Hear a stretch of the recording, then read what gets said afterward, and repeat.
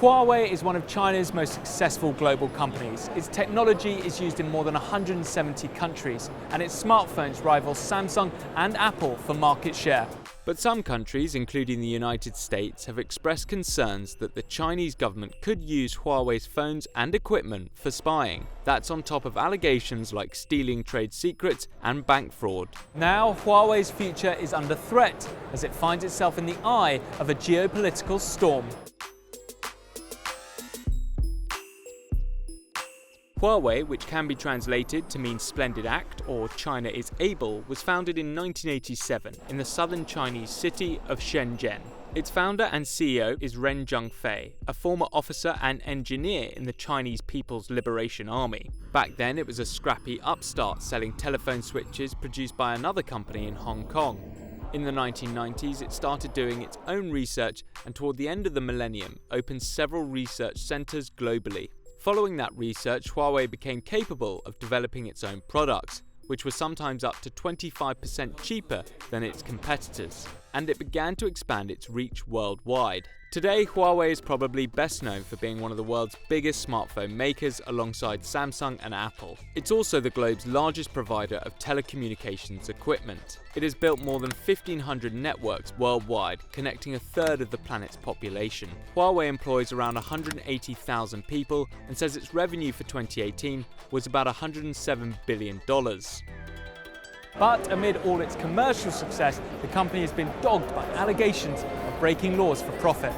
Controversy has followed Huawei back as far as 2003 when Cisco Systems sued the Chinese company for infringing on numerous patents and illegally copying some software code. However, the lawsuit was eventually dropped. Then following an investigation in 2012, US lawmakers warned telecom operators against doing business with Huawei and its rival ZTE, citing long-term security risks associated with the company's equipment and services. At the start of 2018, US telecom conglomerate AT&T suddenly dropped a deal to sell Huawei's new Mate 10 Pro after lawmakers once again expressed concerns about Chinese companies in the US telecoms industry. How China attempts to steal our private data. A month later, 6 top US intelligence chiefs warned American citizens against using products and services by Huawei and ZTE, with the FBI saying it provides the capacity to maliciously modify or steal information, and it provides the capacity to conduct undetected espionage.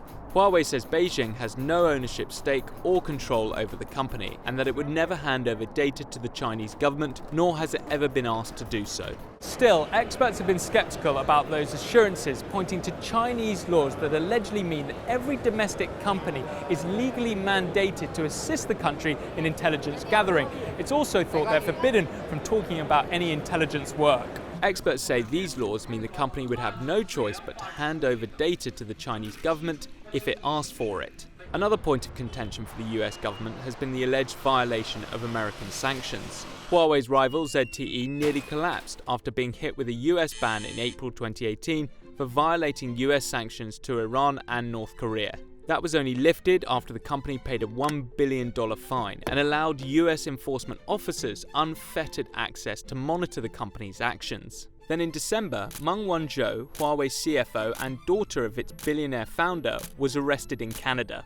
That was done at the request of the US government, which made a formal request for her extradition over alleged violations of US sanctions against Iran. Just hours before Meng's arrest, US President Donald Trump and his Chinese counterpart Xi Jinping had agreed to a 90-day pause in launching new tariffs in their ongoing trade war. The timing of her arrest led to accusations in China that it was politically motivated and part of a larger witch hunt against Chinese companies. Things escalated from there. At the start of this year, Congress introduced a bill that would, if passed, systematically ban US companies from selling technology to any Chinese firm found to have violated export controls or sanctions. A few weeks later, Huawei and several of its affiliates were hit with 23 charges from the US government, including bank fraud, stealing corporate secrets, obstructing justice, and yes, violating US sanctions on Iran.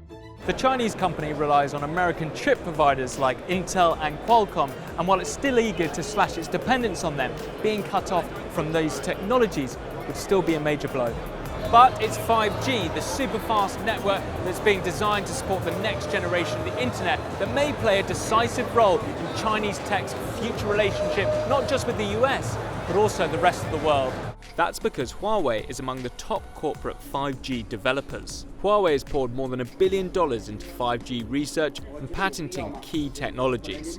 And it's paid off. As of February 2019, Huawei held the most standard essential patents in 5G. So, why are patents so important? Well, in the future, any sector with a reliance on connectivity, like transport or energy, will need to pay 5G patent royalties. That means a company with a lot of patents like Huawei has significant control over the future development of the network. Huawei has also contributed the most to the development of the 5G standard, according to market intelligence platform IPlytics. Huawei's place at the forefront of the technology poses problems for countries that see the company as a threat to national security.